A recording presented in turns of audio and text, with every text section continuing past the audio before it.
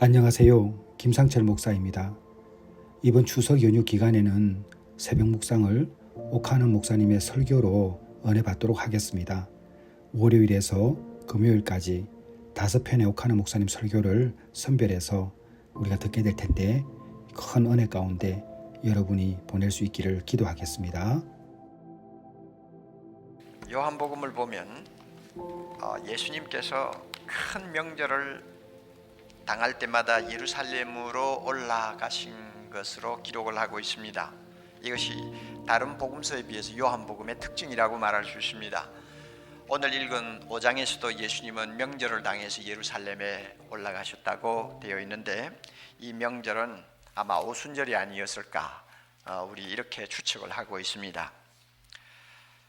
이때 성전으로 올라가신 예수님은 일부러 사람들이 잘 가지 아니하는 이상한 곳으로 발길을 옮기셨습니다. 베데스다라고 하는 못이 있는 곳인데, 이 못은 성전에서 그다지 멀지 아니한 자리에 위치하고 있었고, 또 특별히 그 성전에서 제사를 지낼 때 쓸 양들을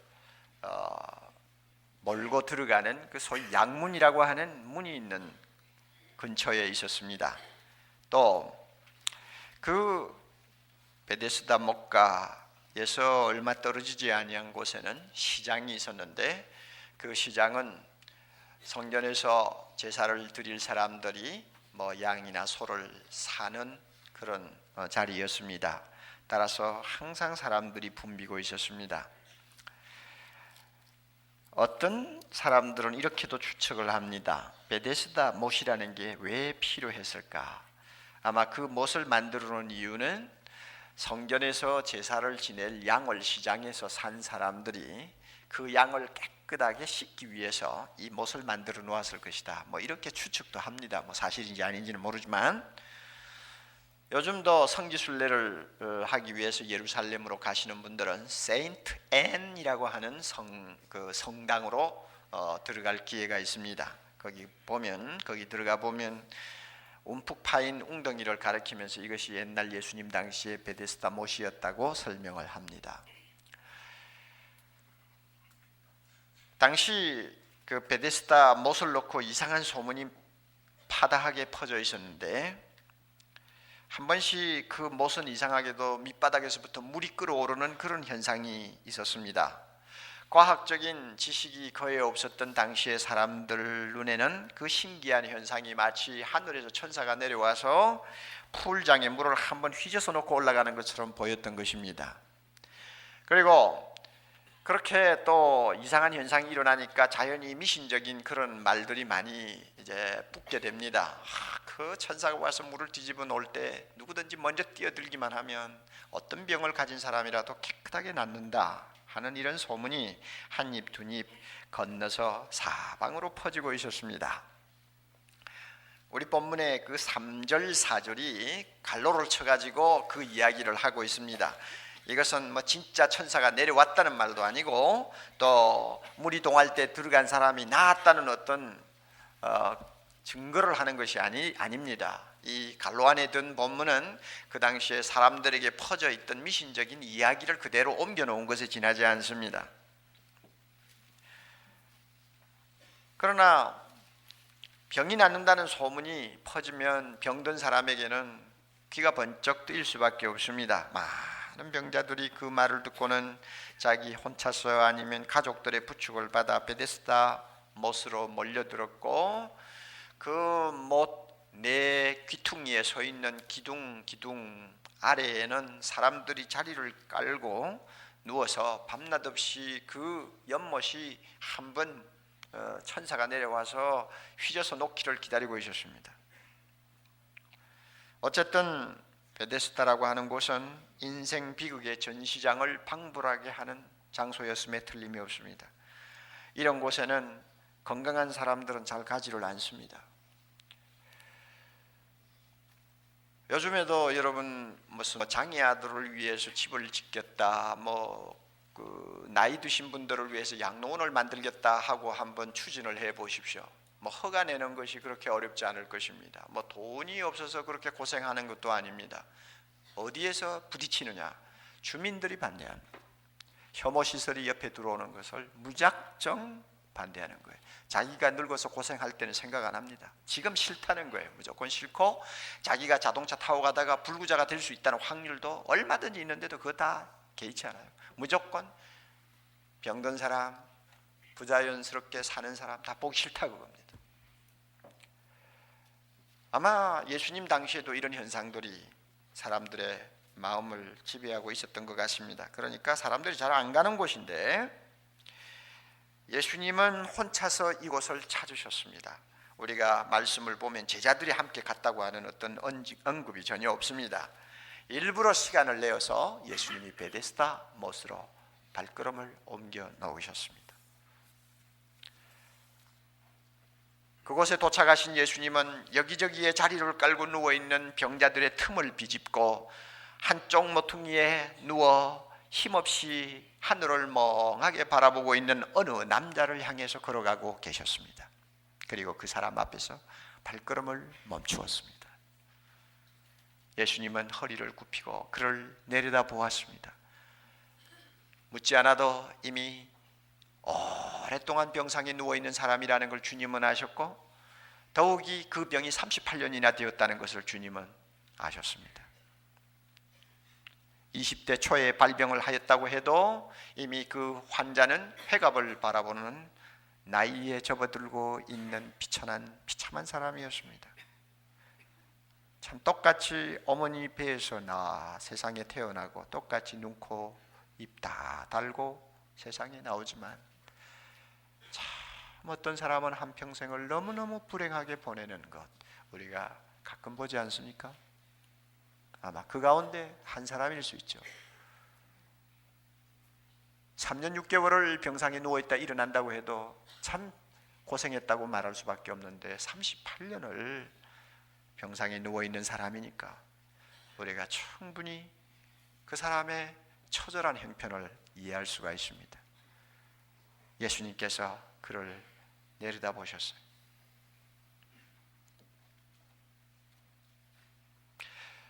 수가성 여인을 주님이 일부러 찾아오셨던 것처럼 예수님은 베데스다에 왜 오셨느냐, 이 남자 만나려고 찾아오신 것이 틀림이 없습니다. 그래서 주님이 허리를 굽히고 뭐라고 물었습니까? 네가 낫고자 하느냐? 막 큰 소리로 떠들었겠어요? 허리를 굽히고 너 낫고 싶으니? 아무도 지나가는 사람이 말을 걸어주지 않았습니다. 이미 소망이 없어 보이는 사람들과 관심이나 갖습니까? 인간 세계가 얼마나 냉정한지 당해봐야 알죠. 또 사람 취급 안 하는데 어떤 사람이 지나가다가 말을 걸어주니까 그게 너무너무 황송해가지고 이 남자는 속에 있는 이야기 했습니다. 저 물 동할 때 내가 먼저 가고 싶어도 가지 못하고 아무도 나를 도와주지 못하니 다른 사람이 먼저 다 들어가 버립니다 하는 안타까운 이야기를 하면서 뭐라고 말합니까? 주여 하죠. 너무너무 고마워서 말 걸어주는 것만 해도 너무 감사해서 주여, 예수님이 하나님의 아들이라고 알고 주여 합니까? 아닙니다. 그냥 선생님 하는 말이죠. 이렇게 해서 그 사람이 예수님의 질문에 대답을 했습니다. 그때 예수님이 뭐라고 그랬어요? 일어나. 뭐라고 그랬어요? 일어나라. 그리고 네 자리를 들고 걸어가라. 예수님이 주변에 있는 사람들 다 듣게 일어나라, 네 자리를 들고 걸어가라 이렇게 했어요. 아니죠. 예수님 아무리 생각해도 그렇게 할 것 같지 않죠. 가만히 엎드려서 냄새나는 그 환자 보고 일어나서 자리 들고 걸어가라 이랬을 거란 말이에요. 여러분 그 장면을 한번 그려보세요. 얼마나 감동적이고 얼마나 가슴이 젖어 들어오는 장면입니까? 그러니까 그 남자 38년 동안 누워 있었으니 무슨 다리에 힘이 있겠고 관절이 이미 굳어서 돌처럼 돼버린 사람인데 어떻게 일어납니까? 물리치료를 3년을 받아도 일어날까 말까 한 사람인데, 안 그래요? 요사이 같으면. 그런데 하나님이 그에게 능력을 주셨어요. 일어나자 자기가 누워있던 자리 둘둘 말아가지고 끼고 그냥 걸어 나갔어요. 당신이 누굽니까? 하고 묻지도 않아. 이 사람 제정신이 아니야 지금. 고맙다고 인사나 했는지도 모르겠어요. 걸어가라니까 그냥 걸어간 거예요. 물속으로 갔는지 자기 집으로 갔는지 모르지만 걸어갔어요.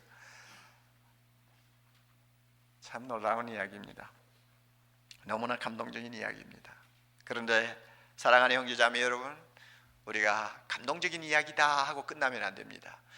38년 고생하던 그 사람에게 있었던 에피소드다 하고 끝나면 안 됩니다. 왜냐하면 이 말씀을 기록하신 하나님은 이 말씀을, 이 이야기를 우리에게 읽도록 하시고 듣도록 하신 목적이 분명히 있기 때문입니다. 우리는 우리 자신을 위해서 하나님이 들려주시는 말씀을 들어야 합니다. 요한복음을 보면 왜 예수님이 행하신 많은 표적과 기사 중에서 이 사건을 특별히 기록해 두셨는가, 그 이유를 우리는 대충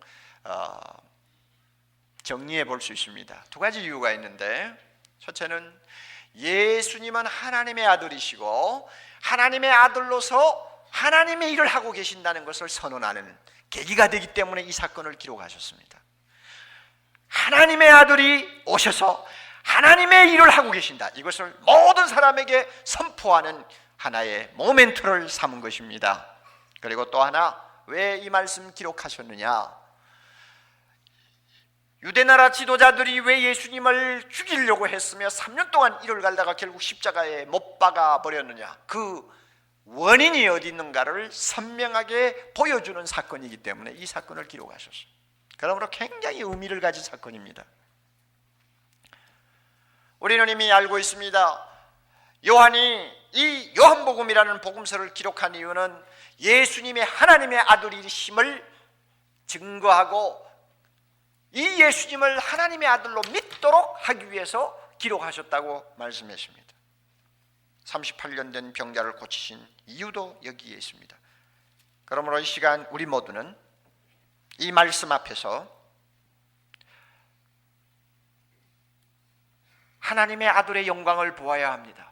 베데스다 병자들을 찾아오신 그 예수님에게서 하나님의 아들 되심을 보아야 합니다. 그 영광을 보아야 합니다. 이것은 믿음의 눈으로 보는 것입니다. 성령이 마음을 열어주실 때 우리는 그 영광과 그 모습을 봅니다.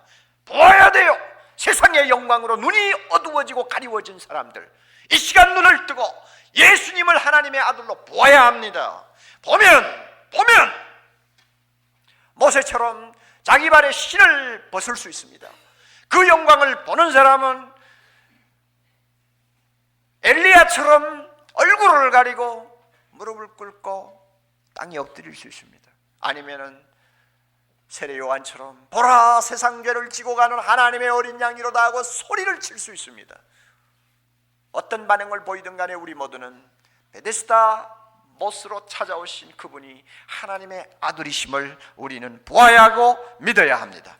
하나님의 아들로 베데스다에 찾아오신 예수님은 오늘도 예배드리는 여러분들을 찾아오십니다. 그리고 그가 만나기를 원하는 사람은 38년 된 병자 한 사람이 아니라 오늘 이 자리에 38년 된 병자와 똑같은 문제를 안고 있는 두 부류의 사람들을 만나기를 원합니다. 첫째는 아직도 예수님이 하나님의 아들이심을 믿지 못하고 이 자리에 계시는 분들, 그분들을 주님은 찾아오셨습니다.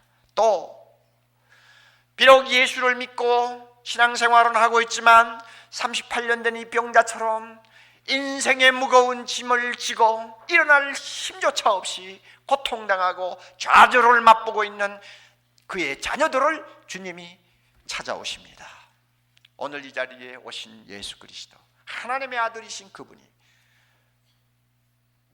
이런 분들을 만나기를 원합니다. 여러분은 어느 편에 속합니까? 만약 여러분 가운데 예수님이 하나님의 아들이다 하는 것을 아직도 믿지 못해가지고 은근히 마음에 회의하고 의심하고 고민하는 분들 계십니까? 오늘 이 시간 베데스다에 찾아오셨던 예수님 만나는 은혜가 있기를 바랍니다. 왜 그런가 하면 여러분의 몸은 38년 된 병자가 아닙니다. 무슨 병이 없을 거예요. 그러나 예수님을 하나님의 아들로 믿지 못하는 그 하나 이유 때문에 여러분의 영혼은 38년 된 병자나 다름이 없습니다. 무기력한 사람들입니다. 하나님이 오라고 해도 일어설 힘이 없는 사람들입니다. 서롱 천사가 와서 여러분을 안아가지고 하나님 앞에 세운다고 할지라도 여러분 하나님 앞에 서 있을 힘도 없는 사람이요, 하나님이 원하는 어떤 선한 것, 의로운 것 내놓을 것이 하나도 없는 냄새나는 죄인에 불과합니다. 그러니까 38년 된 병자하고 뭐가 다릅니까? 예수님은 그 병자를 만나시자마자 일어나 자리를 들고 걸어가라고 말씀하셨어요. 그랬더니 다리의 힘이 그렇게 완전히 빠져버렸던 사람이지만 일어나서 걸어갔습니다. 왜 이런 기적이 일어납니까? 하나님의 아들이 일어나라고 명령하셨기 때문에 이런 기적이 일어납니다. 빛이 있으라고 말씀하시자마자 온 천지에 빛이 환하게 비치시던 것처럼, 해가 있으라 명령하시니까 하늘에 광명한 해가 모습을 드러낸 것처럼, 나사로야 일어나라 명령하시니까 죽은 시체가 일어나서 걸어 나오듯이 하나님의 아들이 명령하시면 38년 된 병자가 일어납니다. 마찬가지로 여러분을 보고 하나님의 아들이 이 시간 믿으라고 말합니다. 무엇을 믿으라고 말합니까? 24절에 나오는 말씀대로 내 말을 듣고 또 나 보내신 이를 믿는 자는 영생을 얻는다, 심판에 이르지 아니한다, 사망에서 생명으로 옮긴다. 그러므로 믿으라. 하나님의 아들이 믿으라고 말씀합니다. 이 말씀 순종하면 여러분에게 기적이 일어납니다. 여러분의 영혼이 아무리 힘을 잃어버리고 죽은 송장과 같다고 할지라도 예수 그리스도를 믿으면 믿는 순간에 여러분의 영혼에는 새로운 생명의 꽃이 피기 시작할 것입니다.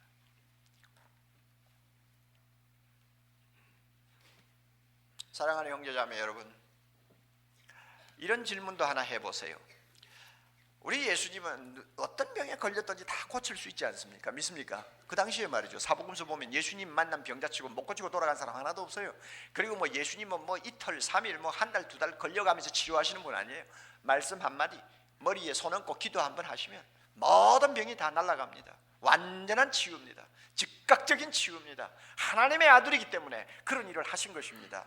그렇다면은 베데스다 못에 와서 그 많은 환자 왜 안 고쳐주고 떠납니까?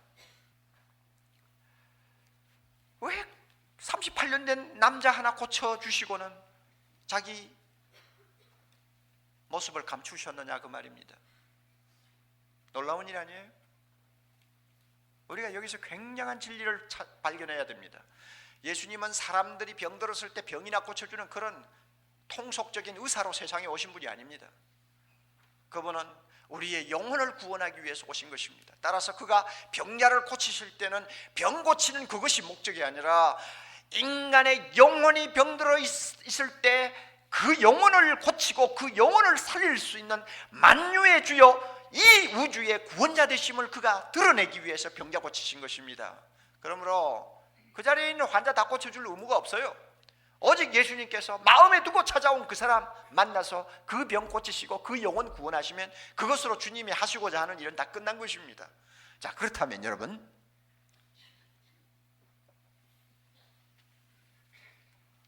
이것이야말로 굉장한 복음입니다. 38년 된 환자가 왜 예수님이 자기만 찾아왔는지 아무리 궁리하고 아무리 사색한들 해답이 나오겠어요? 왜 그 많은 환자 중에서 나만 고쳐주셨는가? 누가 질문한다면 그거 무슨 대답을 하겠어요? 난 몰라 그러겠죠. 이게 복음입니다. 이게 은혜입니다. 오늘 이 세상에 나가보면은 예수 그리스도가 꼭 필요한 사람들이 오죽이나 많습니까? 요즘 중학교 1학년, 2학년 된 계집애들이 벌써 가룟유다보다 더 악한 짓을 함부로 공공연히 행하고 있는 거 우리가 많이 보지 않습니까? 얼마나 인간의 마음이 짐승처럼 피폐해졌는지 모릅니다. 그러니까 예수가 필요한 사람이 어른만 필요한 거 아니에요. 국민학교 학생들로부터 시작해서 철이 든 사람은 다 예수가 필요하고 그 영혼이 고침을 받아야 하는데 그 사람들 다 아직도 내버려두고 아직도 예수님이 하나님의 아들인지 믿지도 못하고 있는 사람인데도 불구하고 이 자리까지 주님이 오게 하셨다는 것, 무엇을 의미합니까? 주님이 당신만 알고 찾아오셨다 그 말입니다. 믿습니까 여러분? 이게 복음입니다. 이게 큰 소식이요. 이해할 수 없는 은혜입니다. 그러나 분명한 것은 예수님이 나를 부르셨고 나를 만나신다는 것입니다. 그러기에 내가 이 자리에 와 앉아 있는 것 아닙니까? 그러므로 예수님이 하나님의 아들 되심을 믿으시기 바랍니다.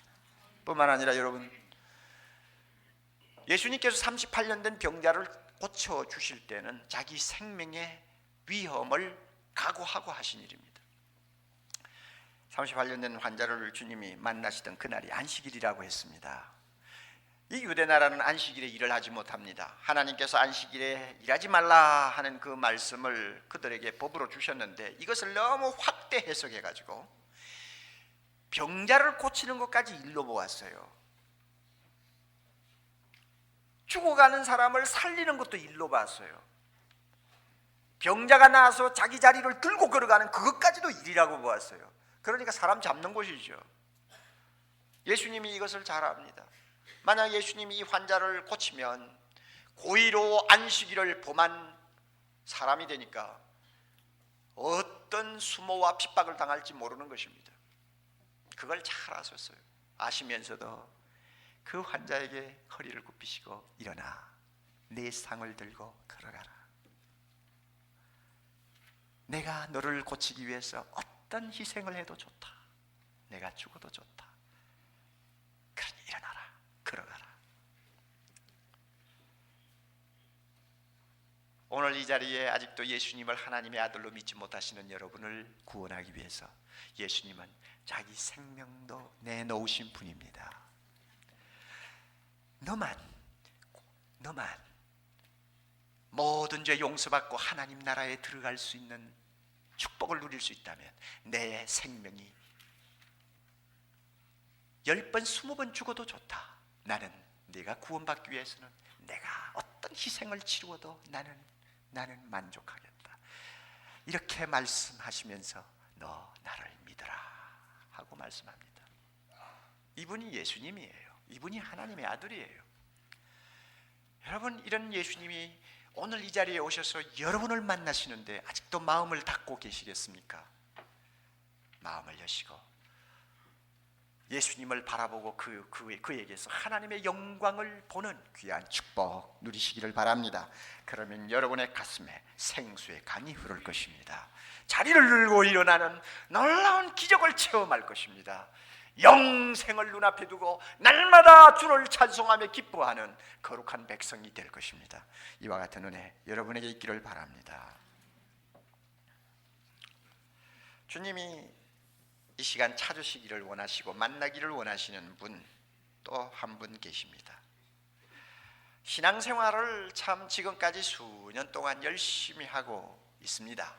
예수님이 하나님의 아들이라는 사실을 전혀 의심하지 않고 믿고 있습니다. 그럼에도 불구하고 이 38년 된 병자처럼 인생의 호된 폭풍 앞에서 허리가 꺾여 좌절과 고통을 맛보고 허우적거리고 있는 사람들, 이 사람들을 주님이 이 시간 찾아오셔서 만나기를 원하고 계십니다.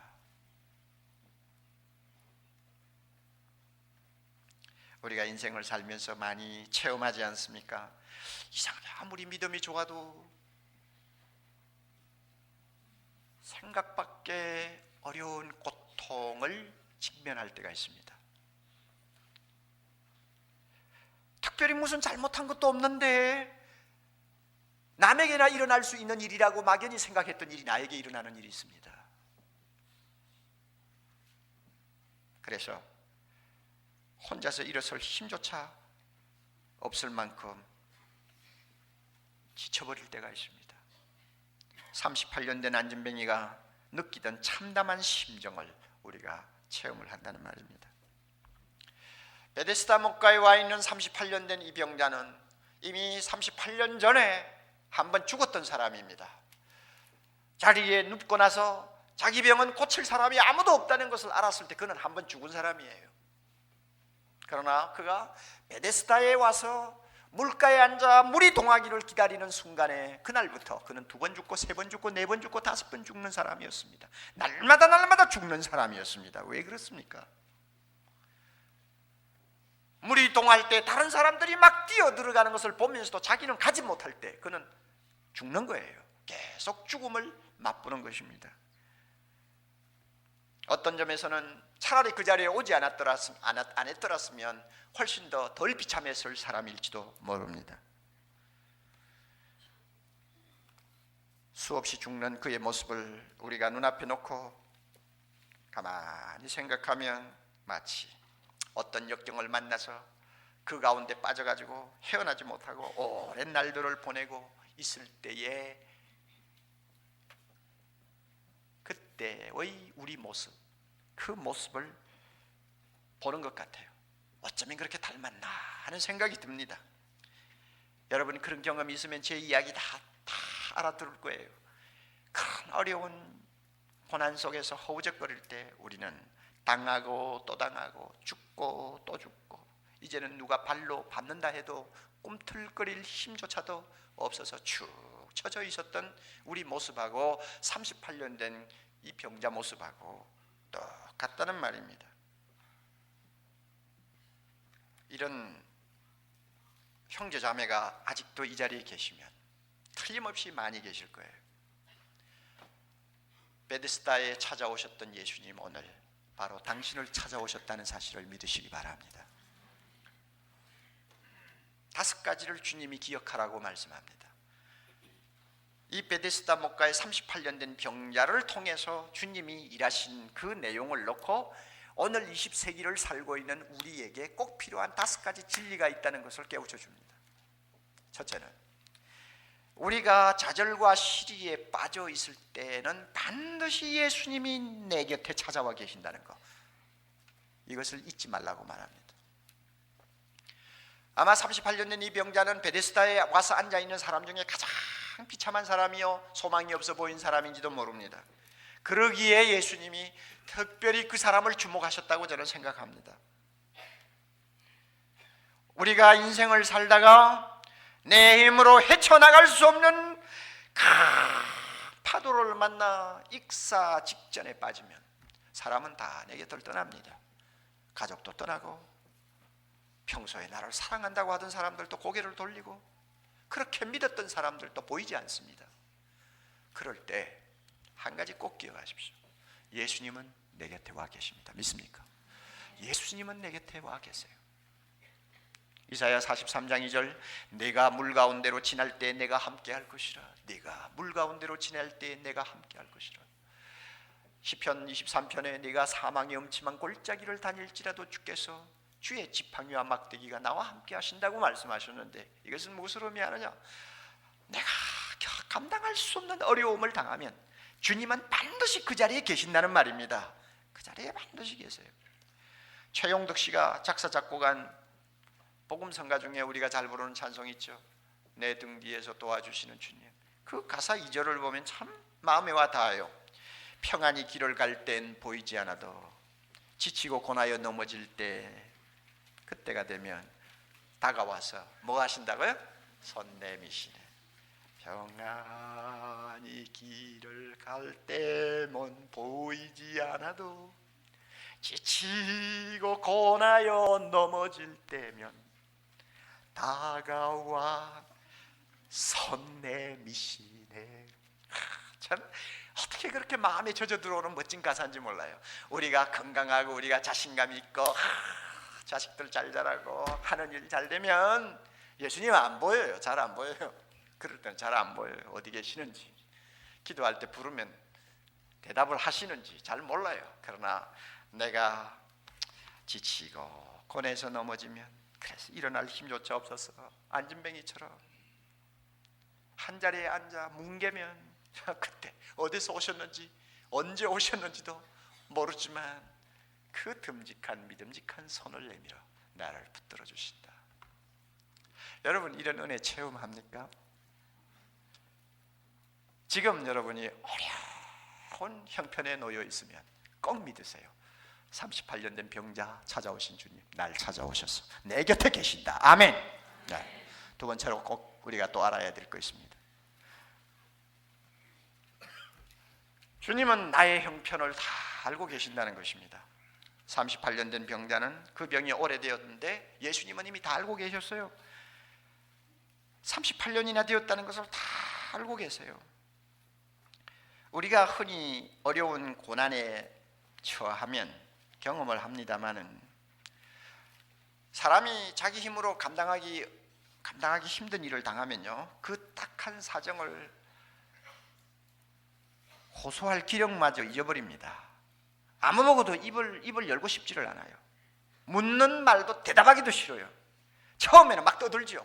너무 가슴이 답답하니까 떠들지만 그런 과정이 지나서 그 고통이 계속 이어지면 그 다음에 힘을 싹 잃어버려요. 말하기 싫어요. 답답해서 기도나 해야지 하고는 기도원에 가서 혼자 무릎을 꿇고 다른 사람이 자는 시간에 주여 하고 기도를 합니다만 주여 하면 그 다음에 말이 안 나와요. 그런데 참 우리가 이 말씀을 보면서 큰 위로를 받습니다.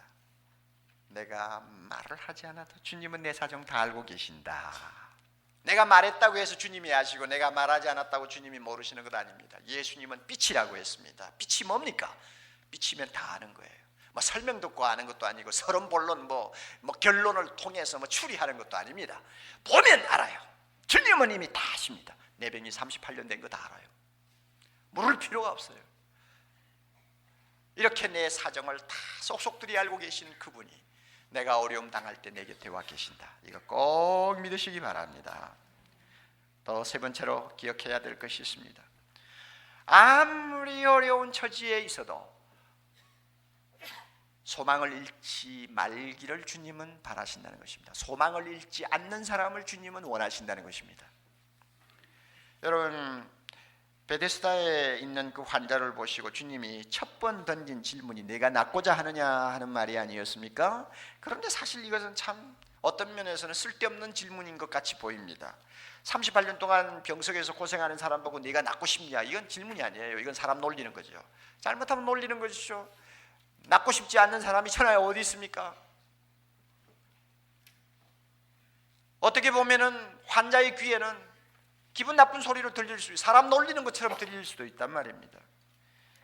이미 그는 희망을 버린 지 오래입니다. 목가에 와서 앉아있는 것도 행여나 하는 여행을 바라는 것이지 꼭 나을 거라는 확신도 없어요. 그럼에도 불구하고 왜 예수님이 네가 낫고 싶으냐고 질문합니까? 그 사람 마음속에 가물가물한 어떤 소망의 불꽃이라도 하나 남아있나 하는 것을 체크하는 것입니다. 왜냐하면 하나님의 능력은 완전히 좌절한 사람을 통해서 일어나는 것이 아니라 조금이라도 신락 같은 희망을 가지고 바라보는 사람에게 하나님의 능력과 역사는 나타나기 때문입니다. 예. 주님이 그 질문하니까 이 환자가 대답을 바로 했어요. 저 무리동할 때 뛰어가고 싶지만 아무도 나를 도와주지 못해 못 들어가고 있습니다 하고 대답하죠. 그 말 속에는 아주 가냘픈 기대가 있어요. 뭔가 아직도 버티는 힘이 있어요. 포기를 하지 아니하는 의지가 있어요. 주님이 그것을 발견하셨습니다. 그것을 주님이 발견하자마자 그 다음에 일어나 걸으라고 말씀하셨습니다. 사람이 힘든 고비를 만날 때 포기하지 않고 끝까지 자기를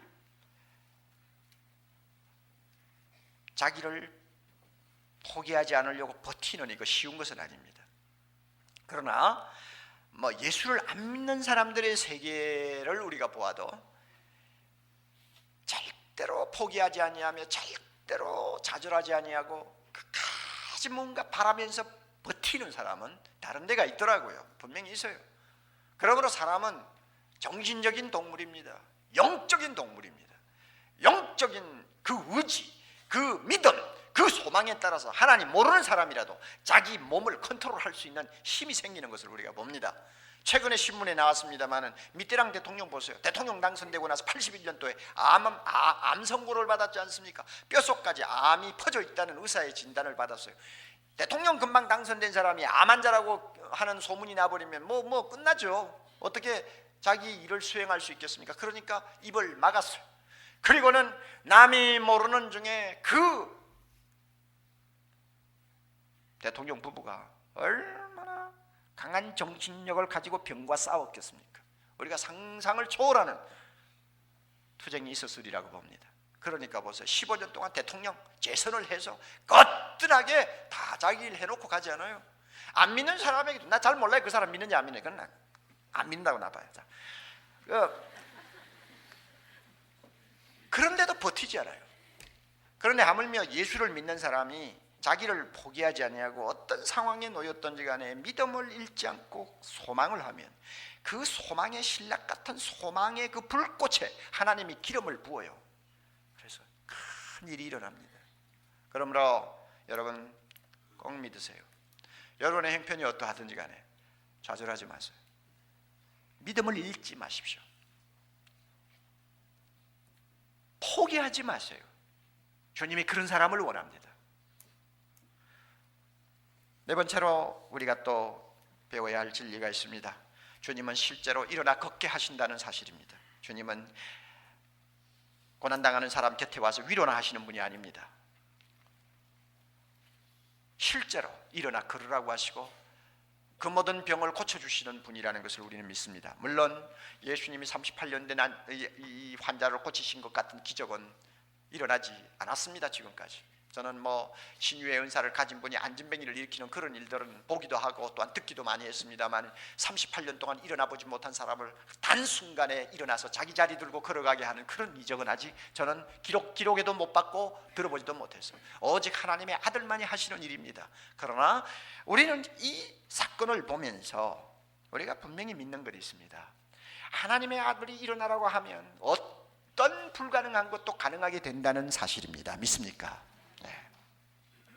왜 불가능한 일이 가능하게 됩니까? 하나님의 아들이 명령하셨기 때문입니다. 누가 명령하는데 안 됩니까? 누가 명령하는데 안 됩니까? 아무것도 없는 중에 빛이 있으라, 하늘이 있으라, 땅이 있으라, 해가 있으라, 달이 있으라 말씀하시니까 없는 가운데서도 전 세계, 전 우주의 존재가 눈앞에 환히 드러나는데 살아계신 그 예수님 하나님의 아들이 일어나라고 하면 일어나는 것이지 누가 안 일어나고 버티겠어요? 어려움에 우리가 빠져 있을 때 어떤 날 성경을 조용히 읽고 있으면 그 성경 속에서 일어나라고 하는 주님의 음성을 들을 때가 있습니다. 여러분 경험하셨는지 모르겠어요. 너무너무 답답해서 새벽에 나와 하나님 앞에 매달려 기도하는 중에 주님이 나에게 일어나라, 자리를 들고 걸어가라고 하시는 말씀을 들려주시는 때가 있습니다. 이 음성 들리면요, 나를 둘러진치고 있는 어두움이 물러가는 것을 보게 됩니다. 이 음성이 들리는 순간부터 막혔던 담이 허물어지는 것을 보게 됩니다. 이 음성을 듣는 순간에 내 몸의 병이 점점 회복되는 것을 발견하게 됩니다. 이 음성을 듣는 순간에 빗나간 자식이 회개하고 돌아오는 놀라운 축복을 보게 됩니다. 이 음성을 듣는 순간에 등을 돌렸던 부부가 서로가 손을 잡고 화합하는 은혜를 맛보게 됩니다. 이 음성을 듣는 그 순간 난감하던 생활고가 물러가고 하나님이 이리저리 길을 열어 축복하시는 것을 보게 됩니다. 할렐루야. 하나님께서 명령하는데 왜 안 됩니까? 김성일 장로님이라는 분 여러분 기억하시죠? 참 은혜스러운 소설들을 많이 써서 우리에게 은혜를 끼치는 분인데 이번에 글을 제가 읽으면서 참 베데스다를 찾아오신 주님이 그분을 찾으셨던 그 아름다운 장면을 다시 한번 회상하게 되었습니다. 그는 예수를 잘 믿던 사람입니다마는 나중에 머리가 커지고 난 다음에 예수를 발로 차버렸습니다. 그리고 그가 예수님을 발로 차버린 이유가 직접적인 동기가 있었어요. 그것은 사르트르의 책을 읽는 중에, 철학자 사르트르의 책을 읽는 중에 사르트르가 자유의 길이라고 하는 그런 주장을 많이 했습니다. 그 주장하는 사상을 읽으면서 공감을 했어요. 자유의 길이 뭐냐? 누구든지 자기 식대로 살아야 하고 자기 식대로 살다가 저지르는 행동은 자기가 전적으로 책임을 져야 한다. 적어도 현대인이라고 하면 그 정도의 책임은 질 줄 아는 사람이어야 한다. 이게 자유의 길이요. 그 말을 들으니까 너무너무 마음에 와 닿는단 말이에요. 그렇지, 째째하게 날마다 주여 하나님 하지 말고 자기가 하는 행동은 끝까지 자기가 책임질 수 있는 자신감이 있는 좀 인생을 한번 살아보자, 그렇게 결심을 했습니다. 그렇게 하고는 예수님 차버렸어요. 얼마나 해방감이 넘치는지, 얼마나 자유스러운지, 얼마나 자신만만한지. 그래서 한 10몇 년을 살았습니다. 그러나 어느 날 그는 갑자기 자기가 아무것도 책임질 수 없는 무력한 존재, 38년 된 병자와 같은 존재라는 것을 알게 됐습니다. 언제냐? 아내가 위암 선고를 받고 수술을 하게 된 바로 그 순간이었습니다. 왜 아내에게 암이 걸렸을까? 의학적인 지식을 다 동원해서 생각하고 또 생각해 보니 아내가 병들게 한 장본인이 자기라는 것을 알았습니다. 날마다 술 먹고 들어오면서 아내에게 스트레스 주고, 어떤 때는 외박하면서 스트레스 주고, 아내에게 신경질 내고, 이러니까 아내가 자꾸 쇼크 받고 스트레스 받아가지고 위벽이 헐어버리고 나중에는 그냥 암이 생겼다. 자기는 그렇게 결론을 얻었어요. 그러니까 내가 죽을 놈이니까 아내의 병에 대해 자기가 책임져야 될 거 아니에요. 자유의 길을 걸어가는 위대한 사람이 말이야, 아내가 병들었는데 자기가 책임도 못 진다. 말이 돼요 그게? 그러니까 내가 책임져야지. 그런데 불행하게도 자기는 아내의 병을 책임질 수 없는 존재라는 것을 알았어요. 가룟 유다처럼 목을 맨다고 해서 해결될 문제가 아니었습니다. 그렇게 위대하게 매력적인 사르트르도 아내가 암이 걸리니까 어디로 도망갔는지 아무리 찾아봐도 없었습니다. 그때 자기가 절망의 구렁텅이에 빠져있는 그 순간 찾아오신 분은 중학교 3학년 때 거침없이 발로 차버렸던 예수라는 사나이였다고 그는 고백합니다. 예수님은 뼈아픈 고독 속에서 몸부림치는 자기에게 변함없이 찾아오셨습니다. 그리고 자기와 함께 울어주었습니다. 그리고 자기와 함께 아파했습니다. 니체도 사르트로도 다 도망쳐버린 그때에 예수는 아직도 십자가 위에서 자기를 위하여 신음하고 계시는 것을 보았습니다. 그래서 그는 작심하고 새벽기도에 나가서 새벽마다 예수님을 찾았습니다. 예수님의 옷자락을 붙들고 매달렸습니다. 그랬더니 그 주님 자기를 만나시고 어느 날 일어나 걸으라 하는 음성을 들려주었습니다. 그 후에 아내가 병에서 자유함을 얻었습니다. 완전히 고침을 받은 아내가 지금 15년이 넘도록 함께 동고동락하고 살고 있습니다. 여러분, 우리 예수님 어떤 분입니까? 하나님의 아들. 그분이 일어나라고 하면 일어납니다. 할렐루야. 우리 이런 하나님의 아들을 지금 믿고 있는데 이 하나님 아들을 믿어야 합니다. 끝으로요, 하나 더 기억합시다. 예수님은 한 번 받은 은혜를 쉽게 쏟아버리는 어리석은 사람이 되지 말라고 권고하고 계십니다. 병을 고친 환자가 성전에서 예수님을 며칠 후에 만났습니다. 그때 예수님께서 참 기가 막힌 말씀을 하셨어요. 여러분 14절 한번 다시 보세요. 그 후에 예수께서 성전에서 그 사람을 만나 이르시되 다 같이 보라, 네가 나았으니 더 심한 것이 생기지 않게 다시는 죄를 범치 말라. 자, 이 말씀을 놓고 우리가 결론을 하나 얻을 수 있는 것이 있습니다. 이 남자는 38년 전에 왜 병이 났습니까? 죄를 범하다가 병이 났어요.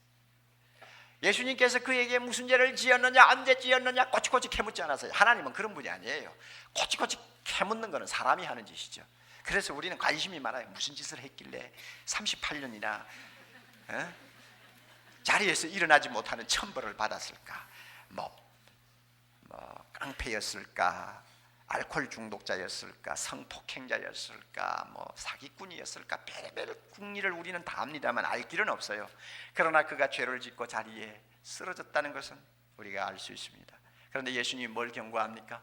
이제 이 사람이 60고개를 내다보는 나이입니다만 갑자기 팔다리가 건강해져서 막 마음대로 왔다 갔다 하고 마음대로 막 이제는 천지가 다 자기 것인 것처럼 자신만만해지지 않았겠어요?